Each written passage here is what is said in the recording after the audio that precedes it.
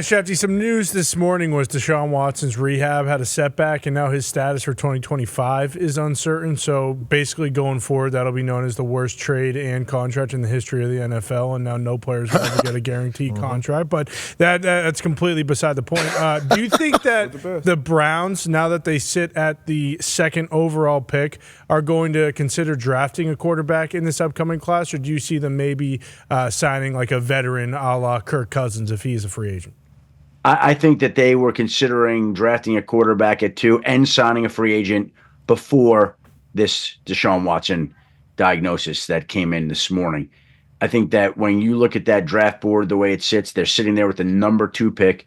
I think everybody would assume that Tennessee potentially could go quarterback at 1. So Cleveland could get one of the top 2 quarterbacks in this draft. Now, this is a conversation that we'll be having a lot leading up to the draft. Is there a quarterback that's worth taking ahead of some of these positional players like a Travis Hunter? And these are decisions that teams will make. But Cleveland all along was always going to be in the quarterback market. Always. I don't believe they're counting on Deshaun Watson starting or saving their season. If he comes along and plays, great. If he doesn't, then that's the way it is. But they were going to go out and strengthen that position no matter what, whether it's through the draft or through free agency or through trade or any combination of those factors. The Browns are going to change that quarterback room next season. And it ain't going to be Bailey Zappi starting on opening day next year. So we'll see how that works out. They're going to. I would expect that they have a new starting quarterback on opening day in 2025. And then is that the same guy that's in 2026? Well, they would like that to be the case, of course. I mean, in their world, maybe they draft a guy. They can't get out of that contract, right? With Deshaun, they literally cannot get. I know what Denver's eating with Russell Wilson is like what, $50 million or something, and then they have $40 million other in dead cap money. I put a number up, $45 million. It was fact checked. By the way, you touched on Denver, and I want to address that for a moment because Denver is carrying over $80 million in dead cap this year. $80 million. So I want you to think about the job that organization has done, carrying that dead money. And you talked about going out and getting Sean Payton, right? Well, I think that was key. And then he identified early in the process Bo Nix as a guy that he was enamored with right away. I mean, early in the process. That was going to be his guy.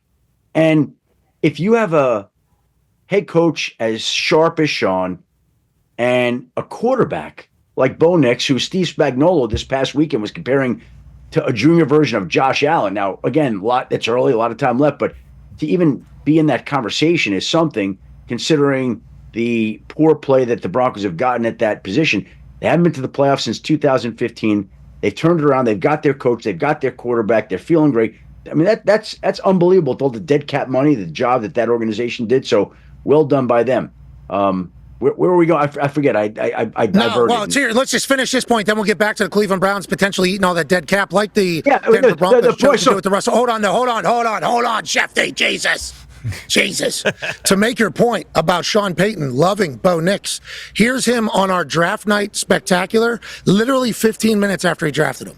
The thing that was most impressive, and we have these things, Pat and Bill knows that we have critical factors. You know, we don't want linebackers that can't tackle, receivers that can't. I mean, there's certain things that are musts. Yes. And I think it's hard. I think it's hard to be an NFL quarterback if you know you're not somewhat accurate. And watch his pro day, and then we were there for the pro day, and then our private workout was the following day. We threw 80 more balls, and I can't think of a pass where and so. The first sign of an inaccurate quarterback is when you're throwing these shorter routes because the ball's got to be on the right shoulder. It's got to be on the, for the back. The camera work. It's a little bit easier down the field to stretch the ball and maybe hide your accuracy deficiencies. And so, man, it was impressive. And I just remember we got in the car afterwards and I just looked around and I said, "Are you kidding me?" I mean, the other thing was I was surprised how big he's 6'2", 218 pounds. And, it's hard sometimes when you play on the West Coast. Your games are on at 9 p.m. But I think the biggest thing is trust in what you're seeing, and I say that respectfully. Everyone has jobs to do, and And it's always like, well, manage the draft. This is, you could have backed up and got him. And I heard that with Patrick Mahomes when Kansas City took him. And I'm like, well, they couldn't have backed up and got him because we were taking him with the next pick.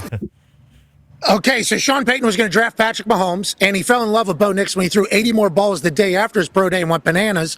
So they were willing to move forward without Russell Wilson and taking a cap hit with a rookie quarterback. Now they're in the playoffs. What a wonderful turnaround. The Browns, though, they would be eating a massive amount of salary cap, just like the Broncos chose to do. Go ahead, Shefty.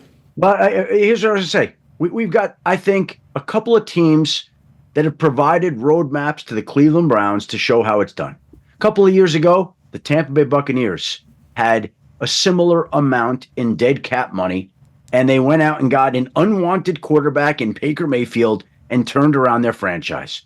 We see the Denver Broncos with over $80 million in cap charges go out and draft Bo Nix and turn around their franchise.